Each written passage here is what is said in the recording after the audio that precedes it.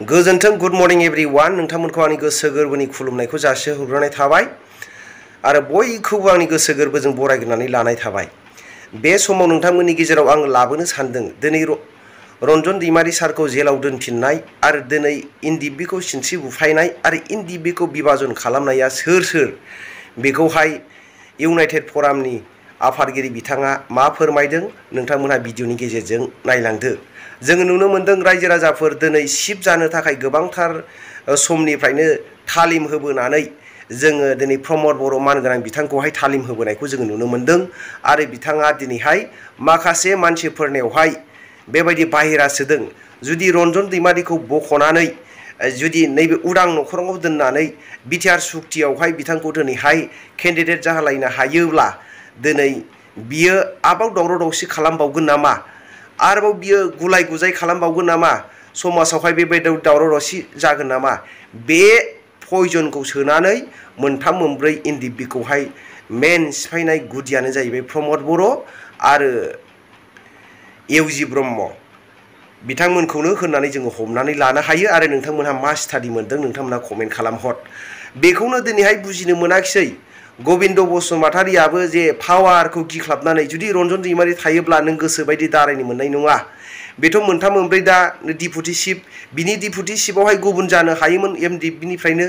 एमएलएबो लाबाय बियो एमएलए खौ लायाब्ला बिथाङा दिनैहाय गुबुन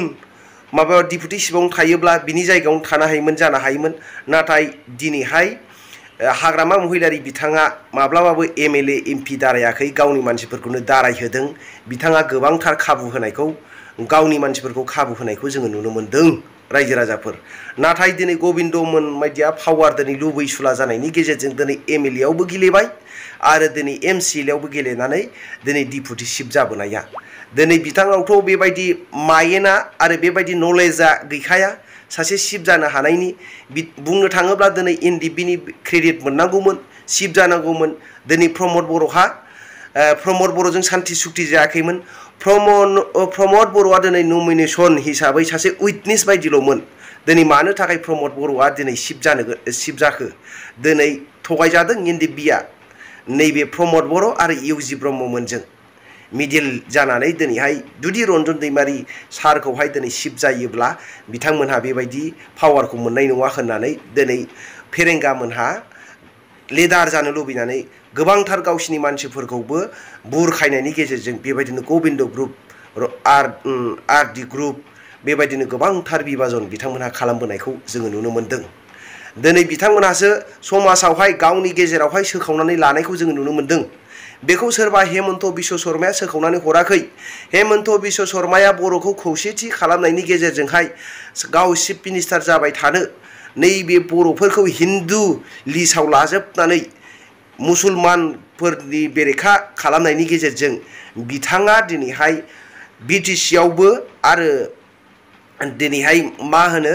आसामाव चिफ मिनिस्टार जाबाय थानायनि मोनसे थांखि बिथांखि लानानै बिथाङा प्लान पलिसि खालामनायखौ जोङो नुनो मोन्दोंमोन नाथाय रायजो राजाफोर जोंनि बर'नि गेजेराव दैदेनगिरिफ्रा पावार आरो सियार गाद्दि लुबैनायनि गेजेरजोंहाय बेबायदिनो गावलांनो गोनां जानाया दिनैहाय सिनस्रि बुफायदों एक्स एनडिएफबिफोरखौहाय बेखौ आं बुङाखै दिनै इउनाइटेड फरामनि आफादगिरि बिथाङानो ससियेल मिडियानि गेजेरजों फोरमायनायखौ जोङो नुनो मोनदों बिथांनि भिडिअखौबो दामनानै होनाय जाबाय नोंथांमोनहा बिथांनि भिडिअखौ नायलांनायनि गेजेरजों कमेन्ट खालामहर जोंनि बर'नि गेजेराव सोखावलायग्रा आरो एनडिएफबिनि गेजेरावहाय सोखावनाया सोरमोन नोंथांमोनहा मा मोन्दांथिदों कमेन्ट खालामहर आरो दानो खौसेथिनि बार बारदों सोरनि थाखाय खौसेथि जानो हानाय नङा बेखौ नोंथांमोनहा कमेन्ट खालामहर। कुनु मोनसे अर्गानाइजेसननि नङा बियो बेहाय मुंख्लं बांबोरगोरानि मुङाव मोनसे फाउन्डेसन दङ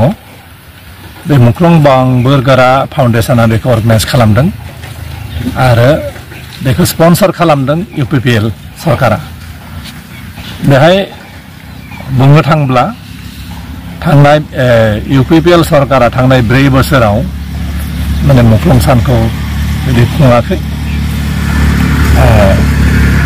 आरो बेबायदि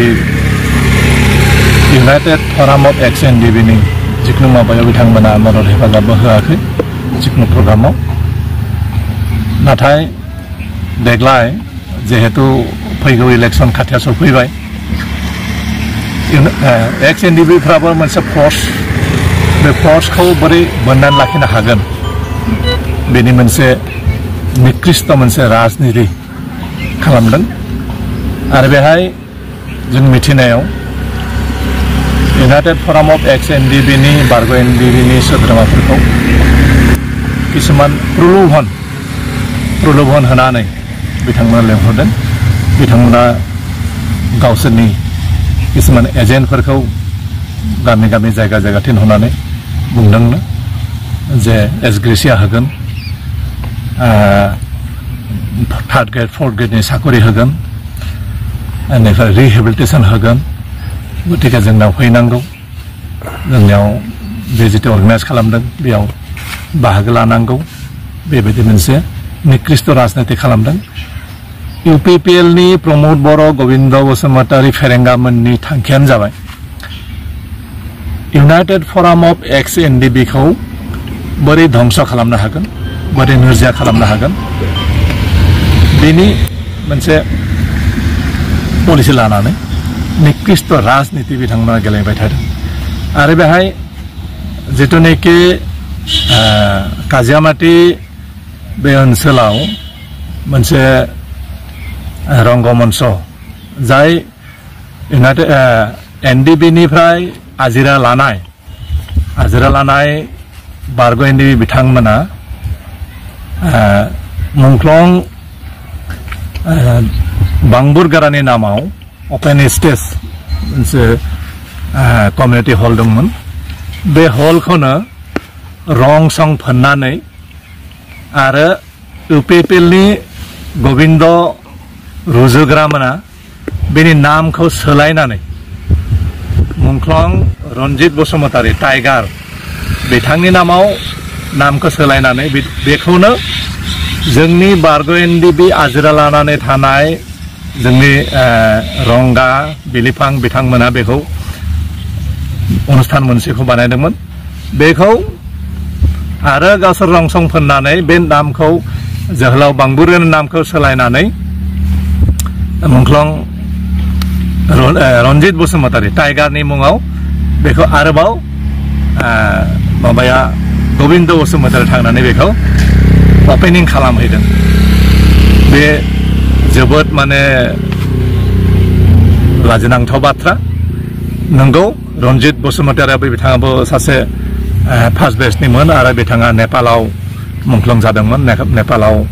दुथांफ्रा बिथांखौ बुथारदोंमोन बिथाङाबो जोंनि आफादनि सासे मुंख्लं नाथाय बिथां मुंख्लंनि मुङाव गुबुन जिखुनु अनुस्थान प्रतिष्ठान लाबोनो हायो नाथाय सिगां थाखानाय मुंख्लं बांबुरगारानि नामखौ सोलायनानै गुबुन मोनसे नाम होनानै बेखौ अपेनिं खालामनाया बे गिबि मुंख्लं जोंनि जायनिफ्राय जों मुंख्लं सानखौ जागायजेनदों मुंख्लं बांबुरगारानि नामखौ सोलायनानै गुबुन नाम होनाया बे मुंख्लं बांबुरगाराखौ अपमान खालामनायनि बादै जेबो नङा मानो सोलायनो मोननांगौ बे रंगमंचखौ अपेन स्टेजखौ बिथांमोना रिनोभेसन खालामदों जेसेबांखि बिनि नामाव अनुस्थाना जाया मानो रिनोभेसन खालामा मानो लुदेरा मानो बे मुङानो थानांगौ जे फार्स्टनि जायनि मुङाव बेखौ उत्सर्ग खालामदों बावदों बिथांनि नामावनो बे अनुस्थाना थानांगौ नाथाय पुराना बुस्थुखौनो रं सं फोननानै रिनोभेसन खालामनानै गुबुन सासेनि नाम होनानै बेखौ गोविंद बसुमतारी थांनानै अपेनिं खालामनाया जोबोद लासिंसिं जादों बिथांमोना जोंनिफ्राय जेबो कनसेन्ट लायाखै जोंनाव सोङाखैबो गावसोरनि गोसो बायदि बिथांमोननि प्रग्रामाव जोंनि नामफोरखौ सोना होदों माने बिथांमोना दिन्थिनो नागिरदों जे जों गासैबो दङ होननानै बेबायदि मोनसे दिन्थिनो थाखाय प्रग्रामाव नामफोरखौ सोदों किन्तु जोंनिफ्राय जेबो कनसेन्ट लायाखै जों बुंखादों जों मोनसे आलादा मोनसे प्लेटफर्म दङ जों इउनाइटेड फराम अफ एक्स एनडिबि हिसाबै जों गासै बारग' एनडिबिफोरखौ जों बेहाय रिप्रेजेन्ट खालामो जों बेहाय जों जिहेतु गुबुनैनो